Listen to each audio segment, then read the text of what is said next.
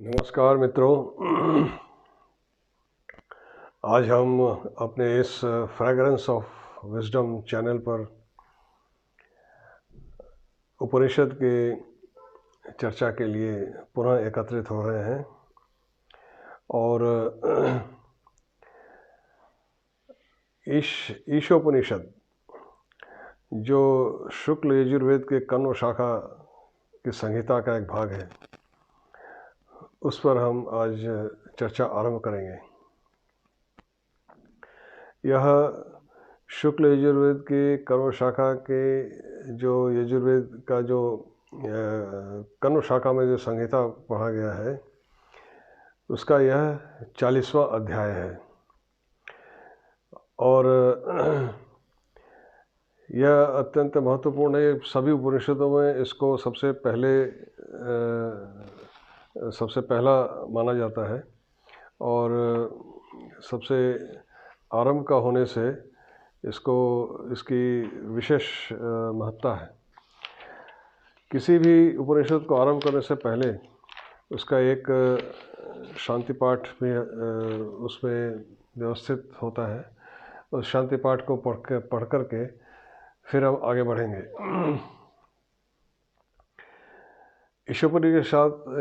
ईशोपनिषद के साथ में पढ़ने के साथ जो शांति मंत्र पढ़ा जाता है, वह वास्तव में बृहदारण्यक उपनिषद का ही एक मंत्र है और आप लोगों ने इसको सुना है। जब भी कोई यज्ञ होता है, आपके घर में आप हवन इत्यादि करवाते होंगे। जो पुरोहित जब हवन करने के बाद उसमें पूर्णाहुति डालते हैं, उस समय जो मंत्र पढ़ते हैं वही यह ईशोपनिषद का में शांति मंत्र के रूप में पढ़ा जाता है। पहले उसको पढ़ लें, फिर आगे बढ़ते हैं। उसका अर्थ भी पहले समझना होगा। ओम पूर्णमदः पूर्णमिदं पूर्णात् पूर्णमुदच्यते पूर्णस्य पूर्णमादाय पूर्णमेवावशिष्यते। ओम शांति शांति शांति। पूर्णम अधः। अधः एक शब्द है संस्कृत का। हम संस्कृत के शब्दों के भीतर उसके मूल भाव में पहुंच करके इसके अर्थ को समझने का प्रयास करेंगे। अधः का अर्थ होता है वह। पूर्णम अधः, वह पूर्ण है। यह वह से तात्पर्य किसके लिए है? वह का तात्पर्य है वह सच्चिदानंद ब्रह्म, वह जो हमें दिखता नहीं। पूर्णम इदम, इदम का अर्थ होता है यह, जो आपके निकट है, पास है। और यह का मतलब यह जगत जो हमें दिख रहा है, जो हमारे सामने है, वह भी पूर्ण है। पूर्ण का मतलब परफेक्ट, मतलब उसमें कोई कमी नहीं है, वो पूर्ण है, उसमें कोई किसी तरह की कोई कमी नहीं है। वो अदा भी पूर्ण है। और दूसरा पूर्ण का अर्थ है अनंत भी, इनफाइनाइट। पूर्ण शब्द के कई प्रकार के अर्थ होते हैं। एक पूर्ण का अर्थ है कि जिसमें और कुछ जोड़ा नहीं जा सकता, अर्थात इन्फिनिटी। इनफाइनाइट में जो अनंत है उसमें कुछ जोड़ा नहीं जा सकता। वो उसमें कुछ भी जोड़ोगे तो अनंत ही रहेगा। जितना भी जोड़ो, जो भी जोड़ो, जो भी घटाओ, वह अनंत ही रहेगा। तो पूर्ण अधः, तो वह अधः अर्थात वह ब्रह्म, वह यहाँ पे केवल वह कहा है, ब्रह्म शब्द का प्रयोग नहीं किया। यह हमारे समझने के लिए छोड़ दिया कि वह जिसे हमने देखा नहीं और हम जाना नहीं, वह पूर्ण है, अर्थात वह अनंत है। उसी को ब्रह्म शब्द से आगे उपनिषद में कहा गया है। और पूर्णमिदम, यह जगत भी अनंत है, इनफाइनाइट है।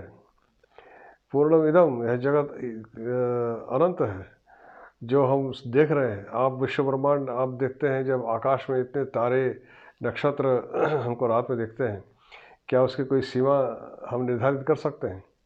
उसको कोई गिन कर समाप्त कर सकता है क्या? तो यह जगत भी अनंत है।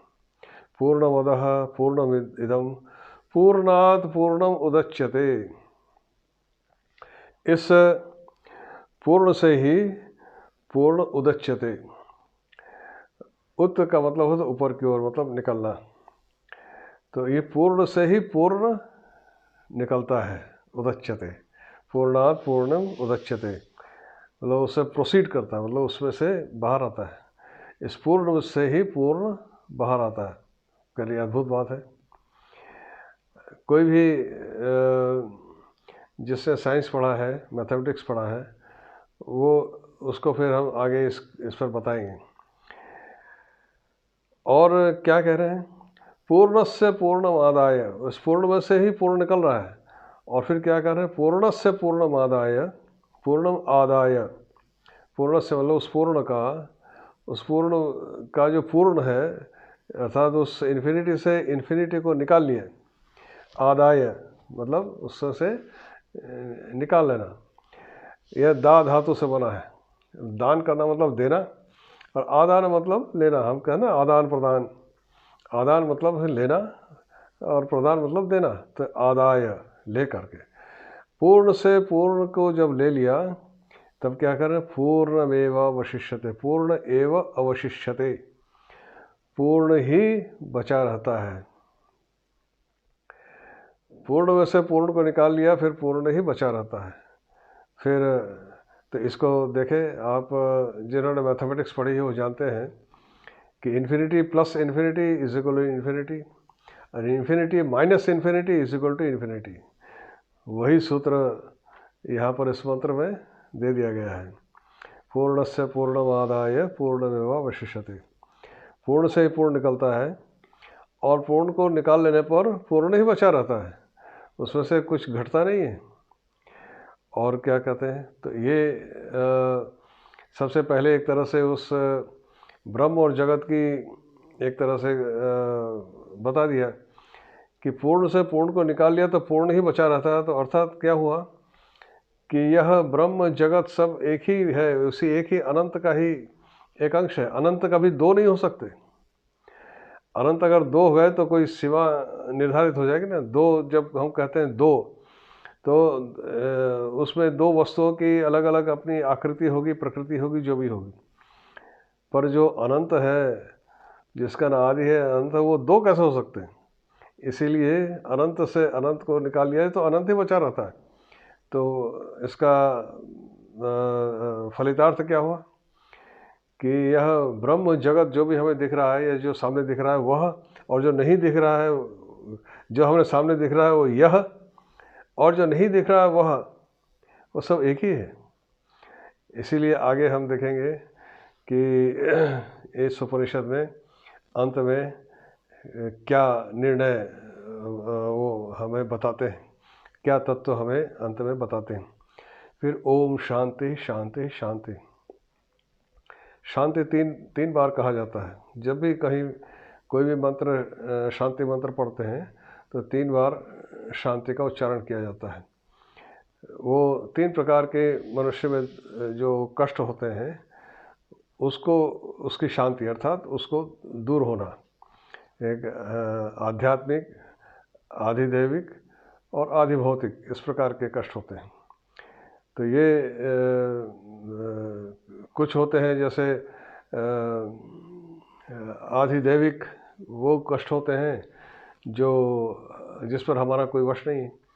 जैसे कहीं पर वर्षा हो रही है तो बिजली गिर गई और जल गया, किसकी मृत्यु हो गई, कहीं भूस्खलन हो गया, भूचाल आ गया, या बाढ़ आ गई। ये सब जो प्राकृतिक जो दुर्योग हैं, जो आपदाएं हैं, इनका शमन के लिए एक शांति उसके लिए है कि इस प्रकार के प्राकृतिक आपदाओं का शमन हो। आधिदैविक से हम कहते हैं देव के द्वारा उत्पन्न। फिर आधिभौतिक, आधिभौतिक का मतलब होता है कि जो हमें अपने आसपास से जो कष्ट प्राप्त होता है, जो हिंसक जंतु, जानवर और कीड़े मकोड़े, बिच्छू, सांप बिच्छू इत्यादि, इन चीज़ों से जो हमारे शरीर को कष्ट प्राप्त होता है, इसे आधिभौतिक कहते हैं। इनका शमन। और आध्यात्मिक, हमारे हम जिस हमारा जो शरीर है वो हमारे मन का ही एक व्यक्त स्वरूप है। मन सूक्ष्म है और शरीर स्थूल है। और हमारे मन का जो स्वरूप है उसी का यह स्थूल अभिव्यक्ति है। तो हमारे जो शरीर और मन में जो कष्ट होते हैं, रोग शोक इत्यादि, वो आध्यात्मिक जो कष्ट है वो ये आध्यात्मिक कष्ट माने जाते हैं। और इनकी शांति मतलब इनका शमन हो जाए, इस प्रकार के 3 बार शांति का उच्चारण करते हैं। तो किसी भी उपनिषद के पाठ करने से पहले ये ईशोपनिषद के साथ पढ़ा जा रहा है। अब दूसरे उपनिषद के साथ उनके अपने अलग शांति मंत्र हैं। वो जब अगले उपनिषद में पहुंचेंगे तब उसके शांति मंत्र की व्याख्या करेंगे। अभी तो ईशोपनिषद के साथ जो शांति मंत्र पढ़ा जाता है वो यही है, पूर्णमदः पूर्णमिदं पूर्णात् पूर्णमुदच्यते पूर्णस्य पूर्णमादाय पूर्णमेवावशिष्यते। ओम शांति शांति शांति। अब ये इसका अर्थ आपने समझ लिया कि वह अनंत है। वह अनंत से अनंत को निकाल लिया तो अनंत ही बचा रहता है। अर्थात ये सब कुछ जो है वह ब्रह्म का ही, अनंत ब्रह्म का ही स्वरूप है जो हम अपने सामने देखते हैं। अब आता है जो ईशोपनिषद का पहला मंत्र हम लोग पढ़ेंगे, पर उससे पहले हम ये जान लें कि हमारे जो वेद मंत्र हैं, अब ईशावास्यम, ये जो ईशावास्यम से आरंभ होता है, तो ये हमारे जो कर्म हैं, हम जो भी कार्य करते हैं, गीता में कर्म के ऊपर बहुत कुछ बताया गया है, पर वो सब बातें सूत्र रूप में उपनिषदों में पहले कही गई हैं और उन्हीं को भगवान कृष्ण ने गीता में एक प्रकार से एक जगह एकत्रित कर दिया गया है। जैसे कहा गया ना कि उपनिषद एक गाय है और उसका दूध गीता है, गीतामृतम दुग्धम। तो उपनिषदो गावो दुग्धम गीतामृतम, उसका उपनिषद गाय है और उसका दूध गीतामृत है। तो गीता पर तो बहुत व्याख्याएं आपने सुनी होंगी, पढ़ी होंगी, पर थोड़ा इन गायों को भी देख लिया जाए कि इन गायों में क्या विशेषता है जिनका दूध बिल्कुल अमृत समान है। और उन गायों की विशेषता को जानने समझने के लिए सबसे पहले ही है ईशोपनिषद।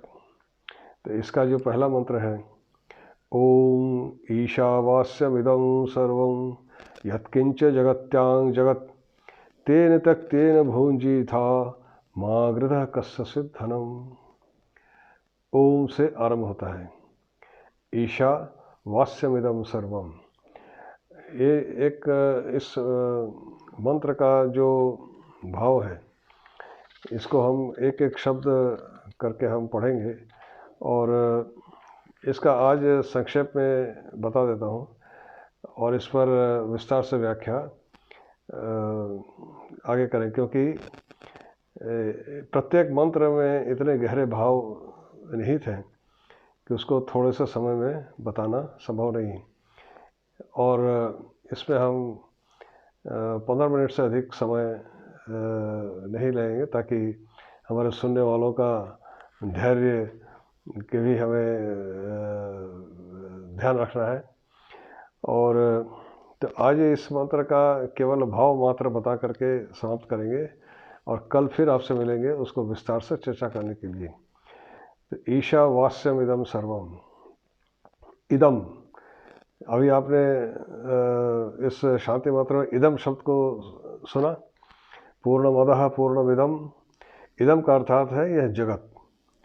तो अदह का मतलब वह ब्रह्म और इदम का अर्थ है यह जगत। तो यह पूर्ण जगत ईशावास्यम, मतलब ईश का अर्थ होता है जो शासन करता है, शासन करने वाला, और उसका शासन इस जगत में सर्वत्र फैला हुआ है। वास्यम उसके यत्किंच जगत्याम जगत, जगत्याम जगति, इसका जगत्या मतलब इसमें मतलब जगत में, और जगत मतलब जो भी चलता फिरता है, जब मूविंग ऑब्जेक्ट अर्थात प्राणी मात्र में उसका शासन प्रविष्ट है। वास मतलब जहाँ रहता है।